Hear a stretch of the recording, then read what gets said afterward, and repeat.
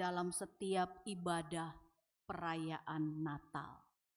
Kalau nggak nyanyi lagu Malam Kudus, rasanya seperti belum Natalan.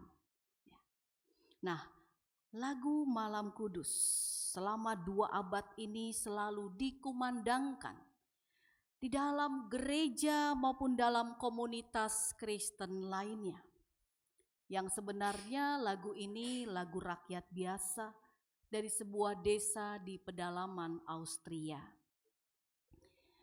Lagu ini dikarang oleh seorang pendeta muda bernama Joseph Mohr dan rekannya yang membuat irama lagunya.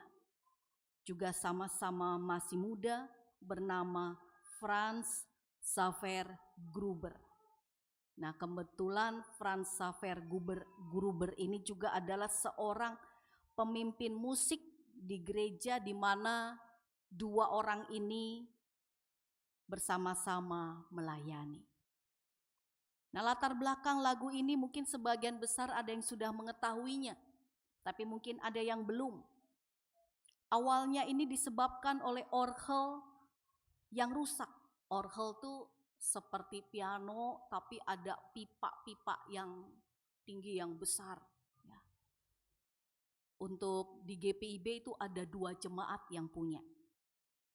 GPIB Immanuel Gambir Jakarta dan GPIB Sion juga Jakarta. Nah, orgel ini rusak akibat digigit tikus. Sehingga perayaan Natal yang tadinya akan dilaksanakan di gereja di mana pendeta Joseph Mohr ini melayani, ya, akhirnya batal dan dipindahkan ke sebuah rumah seorang pemilik kapal yang dikenal kaya raya. Nah, sesudah perayaan Natal dan di dalamnya ada drama Natal, sesudah acara itu selesai, pendeta Mohr tidak langsung pulang ke rumah. Ya. Mungkin dia masih membayangkan suasana ketika perayaan Natal itu berganti. Yang tadinya harus di gereja jadi di sebuah rumah. Nah, kemudian dia pergi naik ke sebuah bukit yang ada di desa itu, dan sesampainya di atas puncak bukit ia menoleh ke bawah. Ia menyaksikan kilauan cahaya bintang yang menerangi pedesaan itu tampak begitu indah. Malam begitu syahdu, kudus, sunyi, senyap. Dia bergumam dalam hatinya, sungguh ini malam yang indah. Nah, pengalaman itulah yang memotivasinya untuk menulis syair lagu Malam Kudus. Nah, keesokan harinya ia pergi ke rumah temannya, si Franz Gruber tadi, dan berkata, ini, dia kasih secari kertas kepada temannya itu sambil berkata, ini hadiah Natal untukmu. Pas dibuka oleh Franz Gruber, dia melihat, oh ini berisi sebuah kata-kata lagu. Lalu kata Mohr, coba kamu buatkan irama lagunya. Dan kemudian akhirnya terciptalah lagu Malam Kudus karangan 2 orang ini. Bapak Ibu bisa melihatnya dalam Kidung Jemaat nomor 92. Lagu yang selalu kita nyanyikan, yang tak pernah ketinggalan dalam setiap perayaan Natal. Nah, Ibu Bapak, saudara-saudara dan anak-anak yang dikasihi Tuhan, ilustrasi tentang lagu Malam Kudus, situasi malam yang syahdu, sunyi, senyap, penuh dengan harapan dan sukacita tentang kebaikan Tuhan. Sejalan dengan situasi malam Natal, tentang kelahiran Yesus Kristus, Juru Selamat ke dalam dunia. Ilustrasi ini hendak menggambarkan bahwa malam di mana Kristus lahir bukanlah malam yang dipenuhi dengan lampu-lampu yang berkilauan, berkelap-kelip, tetapi dalam keadaan tenang, sunyi, dan senyap. Dunia waktu Yesus datang ke dalam kehidupan manusia adalah dalam keadaan yang sangat sederhana. Injil Lukas yang menjadi bacaan kita saat ini memberikan uraian yang lebih detail tentang kelahiran Tuhan Yesus. Kelahiran Tuhan Yesus terjadi di kota Bethlehem. Suasananya biasa-biasa saja. Kota kecil Bethlehem tidak memiliki sesuatu ciri khas. Tidak ada perayaan penyambutan. Tidak ada orang yang juga datang menyambut Yusuf dan Maria. Malah bisa dikatakan bahwa malam itu adalah malam yang menegangkan dan melelahkan. Karena membayangkan Yusuf dan Maria yang bepergian dari kota Nazaret ke Bethlehem sejauh kira-kira 145 km. Kendaraannya keledai, bukan pakai mobil. Kalau pakai mobil mungkin 145 km, ya. Sedikit rem aja, ya mungkin 2 jam, 3 jam sampai. Ya. Kalau banyak rem, banyak berhenti, mungkin bisa jadi 4 jam jalan santai. Nah ini bisa dibayangkan betapa jauh jalan yang harus mereka tempuh. Sehingga mereka sudah cukup kelelahan. Dan sampai di kota di mana mereka akan mengikuti sensus, di kota itu tidak tersedia penginapan. Dan tiba-tiba dalam bacaan kita juga dikatakan saat itu Maria tiba waktunya untuk bersalin. Dan setelah bersalin, Yesus diletakkan dalam sebuah palungan dan dibungkus, atau di sini menggunakan bahasa yang kita kenal, dibedung, ya, dibedong, ya, dibungkus dengan sebuah kain. Nah, bisakah kita membayangkan situasi dan kondisi yang terjadi itu? Biasanya kita akan berpikir kalau kita menjadi alat Tuhan, seperti Maria mau menjadi alat Tuhan, menjadi orang yang diutus oleh Tuhan, setidaknya ada sedikit fasilitas. Ada penyambutan, ada orang-orang yang mempersiapkan segala sesuatunya. Tapi yang terjadi di sini tidak ada privilege atau hak istimewa atau sesuatu yang istimewa yang dapat diberikan buat Maria yang mengandung dan kemudian kepada Yesus yang telah dilahirkan. Tidak ada tempat yang terhormat. Yang kalau itu terjadi kepada diri kita, belum tentu kita juga siap menerimanya. Karena kadangkala manusia dengan egonya merasa, karena saya ini utusan Allah, maka saya harus mendapatkan penghormatan. Harus disambut, mendapatkan tempat di depan. Tapi sayangnya kalau di gereja, jemaat lebih senang tempatnya di belakang.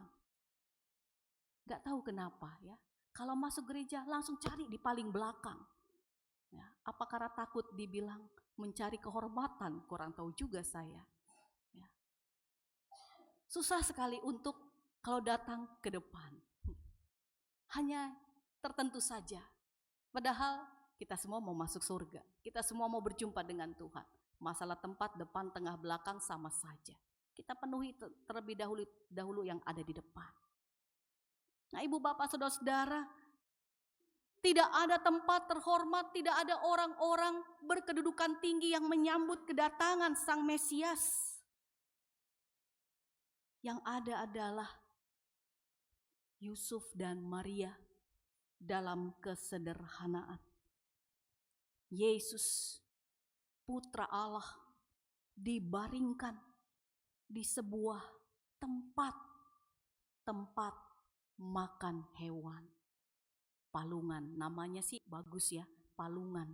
Tapi kalau dibilang tempat makan hewan, aduh, rasanya gimana ya? Ibu-ibu pasti gak ada yang pernah membayangkan akan meletakkan anaknya sementara waktu di dalam sebuah palungan, gak ada. Menyentuh palungan saja langsung disuruh cuci tangan. Apalagi dibaringkan di situ. Tapi itu yang terjadi kenyataannya. Ya, Tidak ada perlakuan khusus ketika Tuhan datang ke dalam dunia. Ketika kedua orang tuanya juga menyambut kedatangannya, semua dalam keadaan sederhana. Nah, ibu bapak, saudara-saudara yang dikasihi Tuhan, semua ini menjadi sebuah pertanda bahwa datangnya keselamatan daripada Allah bagi umatnya itu untuk semua orang, dan Tuhan tidak menginginkan sesuatu yang sifatnya gemerlap.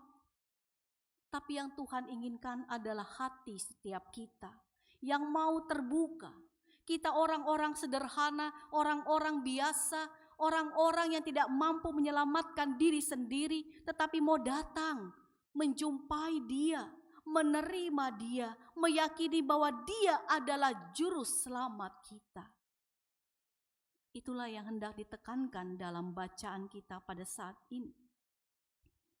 Maria dan Yusuf hanya dikelilingi oleh beberapa orang yang tidak diceritakan dalam kitab Injil ini.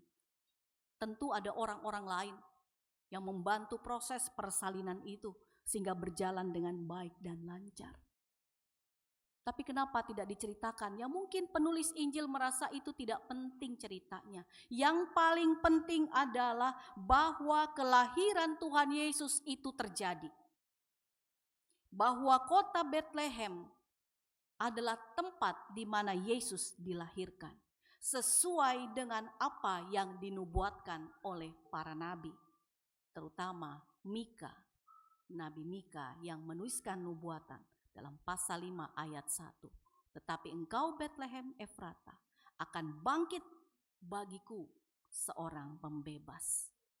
Yang paling penting di sini adalah cerita tentang Yesus Kristus Tuhan. Benar-benar datang ke dalam dunia, menjelma menjadi manusia, berdiam di antara kita, dan Dia menyelamatkan kita dengan kasih dan anugerahnya yang cuma-cuma Dia berikan. Nah, ibu bapak, saudara-saudara, konteks lain dalam kelahiran Yesus di sini, di tengah keprihatinan manusia. Tuhan datang di tengah-tengah keadaan manusia yang membutuhkan kelepasan dari tekanan, dari penjajahan sesama manusia, dan teristimewa dari kutuk dosa. Tuhan datang untuk menyatakan kelepasan bagi yang tertindas, bagi mereka yang mengalami beban berat pergumulan dalam kehidupan ini. Tuhan datang untuk merangkul kita semua tanpa melihat siapa kita, dari golongan suku, sosial, ataupun ekonomi, ataupun golongan-golongan lainnya. Tidak. Tuhan melihat kita semua sama-sama di hadapannya setara. Kita semua orang-orang yang memerlukan kasih dan damai sejahtera Allah yang tak terbatas. Berdasarkan firman Tuhan pada hari ini, simbol dari palungan dan kain lampin memberikan makna Natal kepada kita semua tentang perayaan keselamatan Allah itu hendaklah dirayakan dalam kesederhanaan, bersahaja, semangat ugahari, prihatin, keprihatinan bahwa Allah datang dalam dunia. Mengapa Dia tidak mau disambut? Karena Dia prihatin dengan keberadaan kita. Dia melihat isak tangis, rasa sedih, rasa tidak bisa lepas untuk keluar dari kutuk dosa. Allah datang untuk menjalin relasi, keintiman dengan Dia. Allah menjelma menjadi manusia, dibungkus dengan lampin, dibaringkan dalam palungan, menandakan bahwa Allah mau setara dengan kita. Allah tidak berdosa. Dia datang dalam dunia karena kuasa Roh Kudus. Jadi Dia murni datangnya atas kuasa yang berasal daripada dirinya sendiri. Tidak bercampur dengan dosa. Sehingga Dia layak untuk menyelamatkan kita. Yang tidak berdosa layak menyelamatkan yang berdosa. Kalau sama-sama berdosa, tidak layak. Nah, di sini Allah datang dalam kesederhanaan. Dia datang dalam keintiman dengan kita. Dia menginginkan supaya kita semua berada dalam damai sejahteranya. Karena itu di malam Natal ini kita semua diundang hadir dalam rumah Tuhan ini untuk menikmati damai sejahtera daripada Allah. Untuk kita menikmati bagaimana Allah setiap saat tanpa kita sadari Dia menyelamatkan kita. Kita tidak bisa mungkin membayangkan tahun lalu 2023 tanggal 25 Desember. Apakah saya akan sampai pada titik ini 24 Desember dan besok 25 Desember? Kita tidak bisa membayangkan karena memang mata kita terbatas untuk melihat masa depan. Tapi buktinya yang kita terima saat ini adalah kita boleh duduk bersama dalam rumah Tuhan. Bersama orang-orang terdekat kita, keluarga kita, sahabat, kerabat kita. Itu semua karena damai sejahtera Tuhan. Karena itu ibu bapak, saudara-saudara, marilah kita merayakan Natal bukan perkara makanan dan minuman, bukan perkara baju baru, tampilan baru, atau hal-hal material yang sifatnya baru. Tapi mari hati kita baharui. Kita minta Roh Kudus membaharui hidup kita, hati dan pikiran kita. Kita hidup dalam kesederhanaan. Kita mau bergandengan tangan dengan sesama kita, mengejar kasih, keadilan, kebaikan, kebenaran, dan damai sejahtera. Sehingga makna Natal, keselamatan daripada Allah menjadi bagian kita. Kita akan dapat bersuka cita, tersenyum. Kita akan rasa lega bisa mengucapkan selamat Natal kepada sesama kita. Ucapkan selamat Natal kepada saudara-saudara kita, kiri dan kanan saudara-saudara Bapak Ibu. Ucapkan selamat menyongsong Natal, Kristus sudah menyelamatkan kita. Silakan Bapak Ibu. Buktikan bahwa kita semua bersuka cita. Ya, hampir tertidur tadi saya lihat. Karena mungkin tadi di rumah sudah masak, menyiapkan segala sesuatunya. Kita bersuka cita semua. Ya. Tuhan sudah datang. Jangan sampai kita terlena, kita tertidur karena lelah. Ya, Tuhan sudah datang, kita sambut Dia. Kita berikan hati kita sebagai palungan yang terbaik, yang terindah buat Tuhan. Selamat menyongsong hari Natal. Tuhan Yesus memberkati. Amin.